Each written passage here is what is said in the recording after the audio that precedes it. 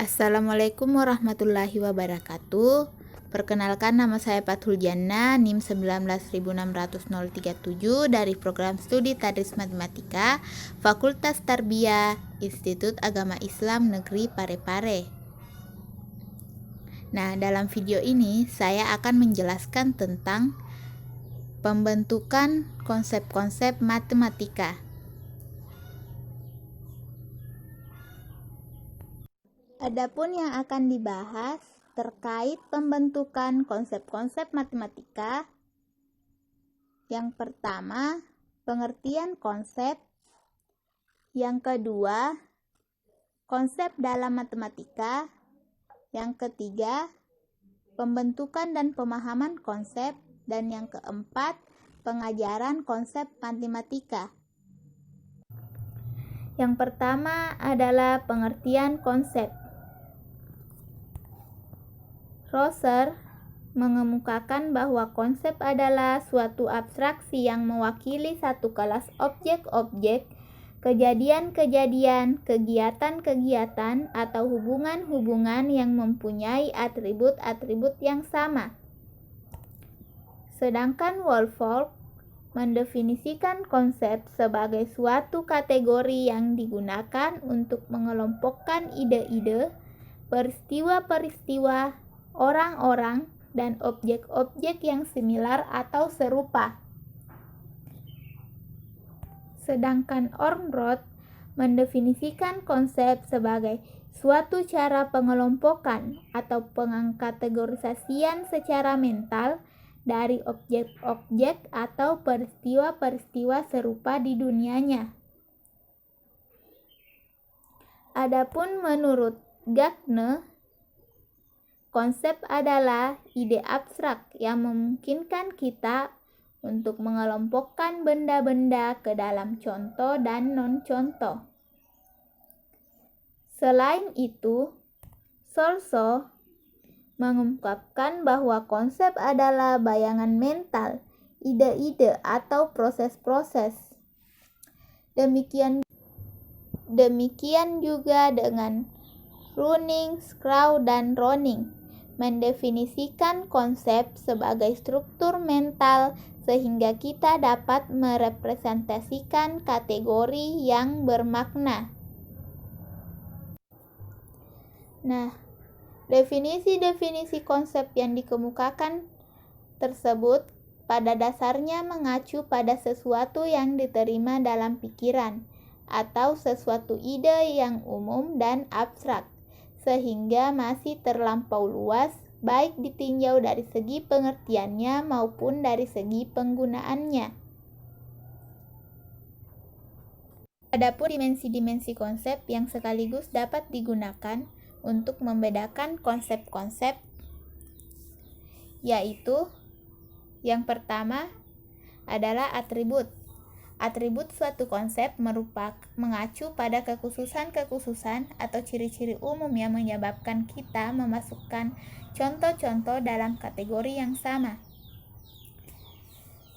Yang kedua, struktur. Struktur konsep menyangkut cara terkaitnya atau terhubungnya atribut-atribut, yaitu secara konjungtif, disjungtif, atau relasional. Selanjutnya, keabstrakan. Konsep-konsep dapat berbentuk konkret dan dapat pula berbentuk abstrak. Misalnya, konsep tentang segitiga dapat dikonkretkan, sedangkan konsep keinginan adalah abstrak. Yang keempat, keinklusifan. Keinklusifan dapat ditunjukkan dengan sejumlah contoh-contoh yang terlibat dalam konsep tersebut. Selanjutnya, generalitas. Bila diklarifikasikan, konsep-konsep dapat berbeda dalam posisi superordinat atau subordinat. Makin umum suatu konsep, makin banyak yang dapat dibuat dengan konsep-konsep. Misalnya, konsep persegi panjang merupakan subordinat dari konsep segi empat. Sebaliknya, konsep segi empat merupakan superordinat dari konsep persegi panjang. Yang keenam adalah ketetapan. Ketetapan suatu konsep menyangkut apakah ada sekumpulan aturan-aturan untuk membedakan contoh-contoh dari non-contoh suatu konsep. Dan yang ketujuh adalah kekuatan. Kekuatan suatu konsep dapat ditentukan oleh sejauh mana orang setuju bahwa konsep itu penting. Selanjutnya, konsep dalam matematika. Konsep dalam matematika merupakan salah satu objek kajian langsung matematika yang bersifat abstrak selain fakta, operasi, dan prinsip. Dalam matematika dikenal adanya konsep verbal dan konsep nonverbal.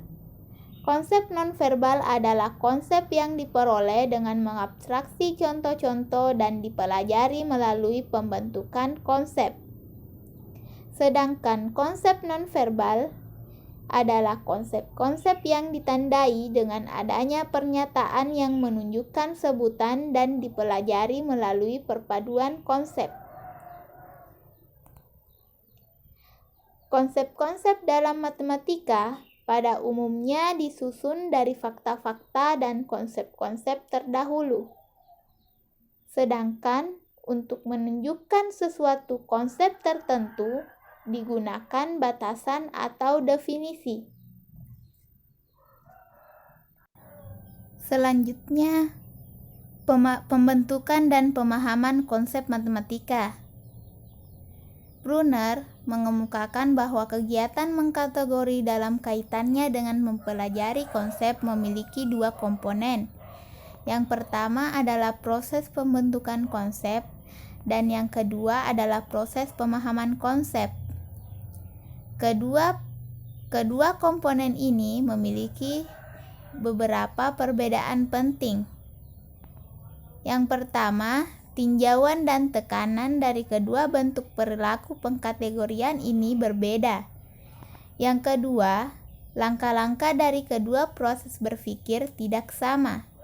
Dan yang ketiga, kedua proses mental membutuhkan strategi mengajar yang berbeda.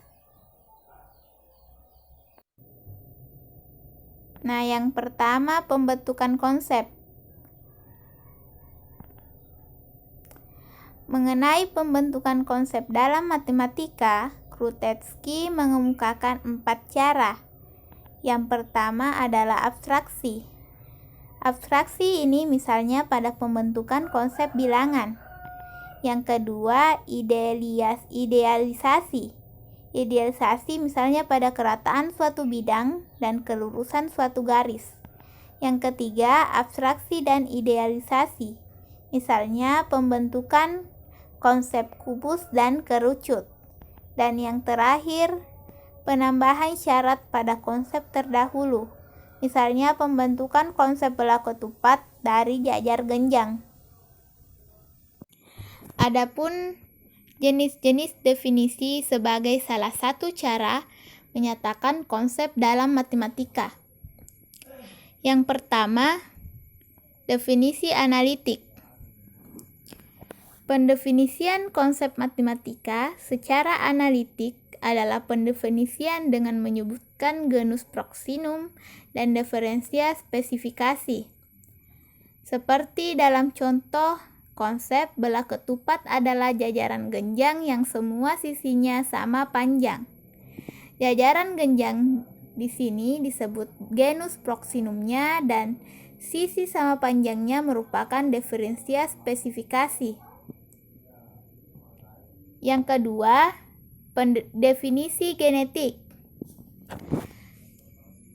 Adapun pendefinisian secara genetik adalah dengan mengungkapkan cara terjadinya atau membentuknya konsep yang didefinisikan.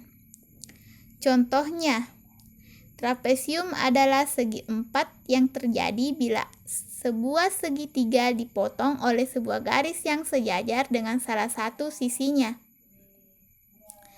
Dan yang ketiga adalah definisi dengan rumus.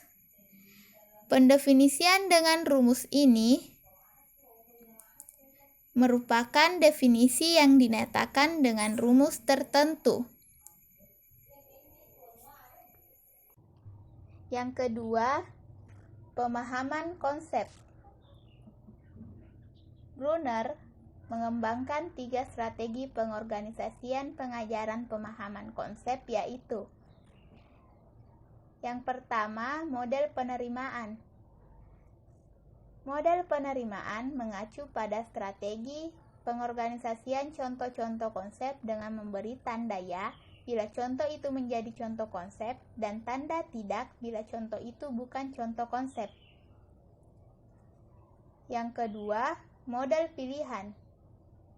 Model pilihan mengacu pada strategi pengorganisasian contoh-contoh konsep tanpa memberi tanda ya atau tidak. Dan yang ketiga, model dengan contoh yang tak terorganisasi. Model contoh yang tak terorganisasi mengacu pada strategi pemahaman konsep dengan menggunakan contoh-contoh yang tak terorganisasi dalam lingkungan kehidupan yang sesungguhnya. Selanjutnya, pengajaran konsep matematika. Untuk pembelajaran konsep matematika, Effendi mengemukakan beberapa faktor yang mempengaruhi mudah atau sulitnya orang belajar konsep. Yang pertama, kejelasan dan kekonkretan ciri-ciri utama definisi. 2. Tersedianya definisi. 3. Penyajian contoh-contoh positif. 4. Penyajian contoh-contoh negatif. Dan 5. Penyajian yang simultan dilawankan dengan penyajian yang sekuensial dari contoh-contoh positif dan contoh-contoh negatif. Adapun langkah-langkah yang dapat ditempuh dalam mengajarkan konsep matematika, khususnya pada peserta didik yang berada pada tahap berpikir operasi formal. Yang pertama, pendefinisian. Membuat definisi adalah langkah yang baik, karena definisi menggunakan bahasa yang sangat singkat tetapi padat dan terstruktur. Dalam mengajarkan definisi, sebaiknya dibuat bagan-bagan untuk dipelajari, karena mungkin beberapa peserta didik tidak dapat memahami rangkaian kata penting yang dapat diambil dari definisi. 2. Menyatakan syarat cukup. Misalnya, terdapat contoh, jika segi 4 memiliki sepasang sudut berhadapan sama besar, maka segi 4 tersebut merupakan jajar genjang. Nah, dari contoh tersebut dapat dikatakan bahwa syarat cukup supaya suatu segi 4 merupakan jajar genjang adalah memiliki sepasang sudut yang berhadapan sama besar. Jadi, secara umum, syarat cukup didahului oleh kata jika. Tetapi kadang-kadang juga bisa menggunakan istilah lain seperti asalkan, sebab, karena, dengan alasan. 3. Memberi contoh. Contoh-contoh adalah objek-objek yang ditunjuk oleh konsep, yaitu anggota-anggota himpunan yang ditentukan oleh konsep tersebut. Contoh-contoh yang diambil dapat memperjelas konsep yang dipelajari karena bersifat definitif, spesifik, dan mudah dikenal. 4. Memberi contoh disertai alasannya. Pemberian contoh yang disertai dengan alasan relevan dengan penyajian syarat cukup. Dengan kata lain, alasan yang dikemukakan tidak lain adalah syarat cukup dari definisi. Selain itu, contoh yang dibuat peserta didik tidak dibuat secara spekulatif untuk menghindari unsur tebakan. 5. Memberi kesamaan atau perbedaan objek yang dinyatakan konsep. Cara ini menuntun siswa agar dapat membandingkan objek-objek yang ditunjukkan oleh konsep yang sedang diajarkan dengan objek-objek lain yang sudah dikenal oleh peserta didik. mempertentangkan objek-objek yang ditunjukkan oleh konsep dengan objek-objek lain yang dapat diperbandingkan dengan menunjukkan kesamaan dan perbedaannya. 6. Memberi contoh penyangkal. Contoh penyangkal digunakan untuk menyangkal kesalahan generalisasi atau definisi. 7. Menyatakan syarat perlu. Untuk menunjukkan pernyataan merupakan suatu syarat perlu, biasanya digunakan tanda linguistik, harus atau hanya jika.